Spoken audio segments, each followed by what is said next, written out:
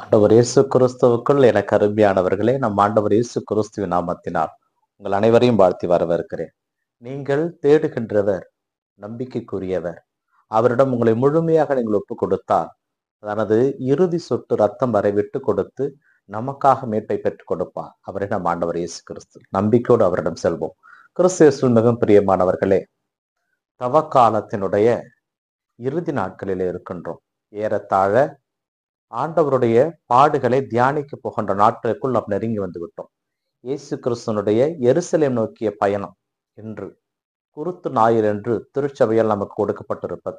இந்த நாளிலே இயேசு கிறிஸ்து தன்னுடைய வலிகளையும் வேதனைகளையும் தன்னுடைய இறுதி சொட்டு ரத்தம் வரை நமக்காக விட்டு கொடுத்து நம்மை பாவத்திடமிருந்தும் சாவிடமிருந்தும் காப்பாற்ற வல்லவராக இருக்கிறார்.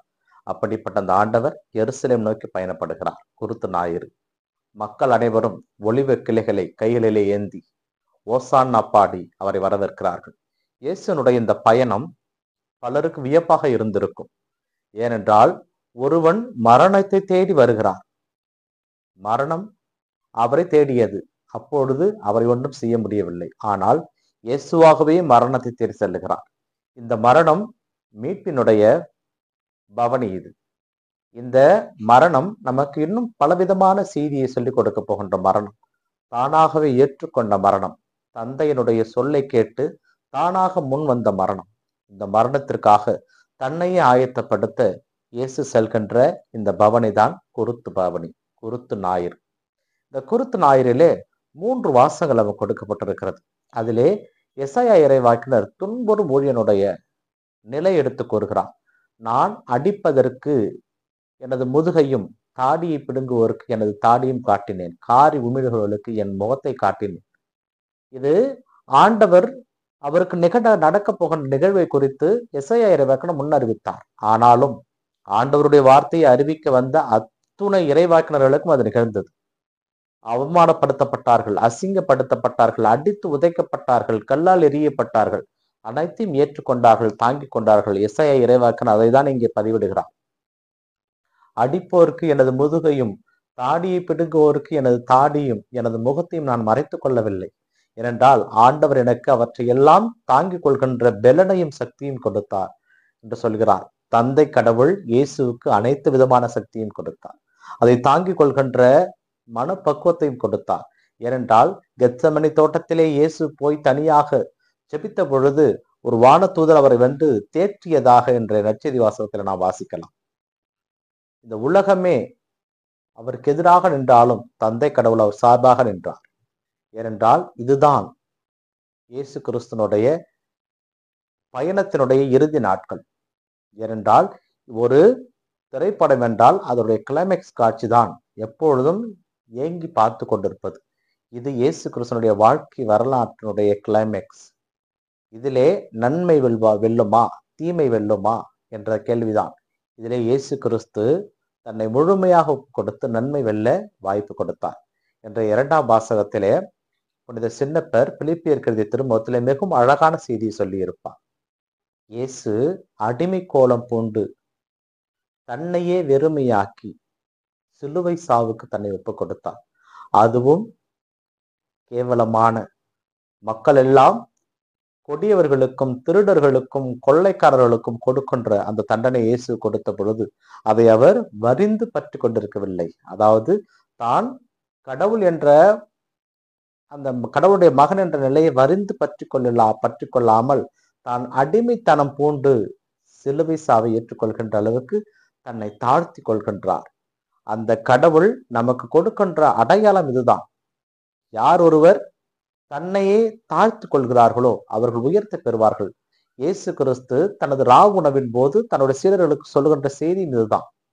உங்களுள் யாரும் பெரியவர்களாக இருக்க எண்ணாதீர்கள், தொண்டராக இருக்க விரும்புங்கள். பந்தியில் அமர்ந்து உண்ணுவர் பெரியவர் அல்ல, அவர்களுக்கு உணவு பரிமாறுகிறவர் தான் பெரியவர். நான் உணவு பரிமாறுகிறவராக இருக்கிறேன். இயேசு கிறிஸ்துவோட இந்த வார்த்தை எல்லாம் நம்மை சிந்திக்க தோன்றுகின்றன.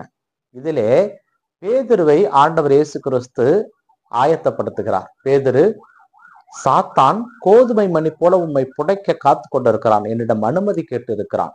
இந்த அனுமதி என்றவுடனே நமக்கு என்ன ஞாபகம் வரும்? யோபு ஞாபகத்துக்கு வருவார். ஏன்னா யோபுவை புடமிடுவதற்காக கடவுளிடம் சாத்தான் அனுமதி கேட்டான். அதுபோல பேதுருவை புடமிடுவதற்கு அனுமதி கேட்டிருக்கான். நீ தைரியமாக இரு, உனக்காக நான் செவித்திருக்கிறேன், மனம் திரும்பு என்று சொல்லுகிறார். ஆனால் பேதுருவிடம் ஆண்டவர் திரும்ப சொல்லுகிறார், நீ மனம் திரும்பிய பிறகு நம் சகோதரர்களை எல்லாம் ஒன்றுபடுத்தி வழிநடத்து என்று சொல்லுகிறார்.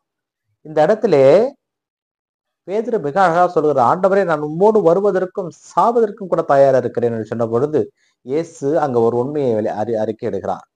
இன்று இரவே சேவல் கூவும் முன் நீ என்னை மும்முறை மறுதளிப்பாய் என்ற செய்தியை சொல்கின்ற பொழுது அவர் ஒன்றும் பேச இயலவில்லை. ஆனால் இயேசு சொன்னது அத்தனையும் அங்கே நிகழ்ந்தது.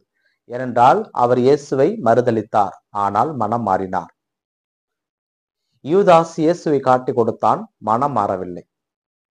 இங்கே இந்த தவக்கால நிகழ்வுகள் நமக்கு சொல்லுகின்ற செய்தி, இந்த குருத்து ஞாயிறிலே குருத்தோலைகளை ஏந்தி இயேசு கிறிஸ்துவனுடைய நாமத்தை அறிக்கையிட்டு என் முன்னே என் ஆண்டவர் சொல்லுகிறார், அவரை நான் பின்தொடர்ந்து போகிறேன் என்று குருத்தோலை ஏந்தி கொண்டு ஆலயம் செல்வது மாத்திரம் கிறிஸ்துவனுக்கு அழகு அல்ல. அந்த இயேசுவை பின்பற்றி அவர் எங்கே சென்றாரோ அந்த இடத்திற்கு நாம் செல்ல வேண்டும். ஏனென்றால் தந்தையினுடைய வார்த்தையை இயேசு கிறிஸ்து நிறைவேற்றி என்றுமில்லாத ஆசீர்வாதமும் அமைதியும் கொண்டிருக்கின்ற விண்ணகத்திற்கு அவர் சென்றார். நாமும் அவரை போலவே செல்ல வேண்டும். இயேசு கிறிஸ்தனுடைய நீதியிலே நியமங்களிலே நாம் தொடர்ந்து நடைபெறுவோமானால் துன்பங்களும் துயரங்களும் வேதனைகளும் நம்மை ஆட்கொள்ளும். பயந்து விடக்கூடாது, ஒதுங்கிவிடக்கூடாது. தொடர்ந்து வீர நடை போடுவோம். கடவுளுடைய ஆசீர்வாதம் நம்மை வழிநடத்தும். அவையற்றையெல்லாம் நாம் கடந்து செல்வோம். எழுந்து கிடப்பது அல்ல அழகு, எழுந்து நிற்பதுதான் அழகு. அதனால் இயேசு கிறிஸ்து எழுந்தார். தன் பாடுகள் அனைத்தையும் நமக்காக பட்டு உயிர்த்து எழுந்தார். நம் மத்தியிலே இருக்கிறார். அந்த கடவுள் இந்த பயணம் நமக்கு சொல்லுகின்ற பாடம். நாம் விழுவோம், ஆனால் எழுந்திருப்போம். இந்த பவனியானது நம்மை இறைவனோடு இணைப்பதற்கு ஏற்படுத்தப்படுகின்ற பயணம்.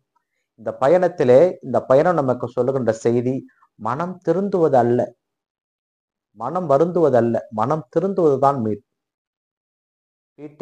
பேதுரு மனம் வருந்தி மனம் திருந்தினார். யூதாஸ் இஸ்காரியத்து மனம் வருந்தினார், மனம் திருந்தவில்லை. பேதுரு ஆசீர்வாதம் பெற்றுக்கொண்டார், யூதாஸ் இஸ்காரியத்து பெறவில்லை.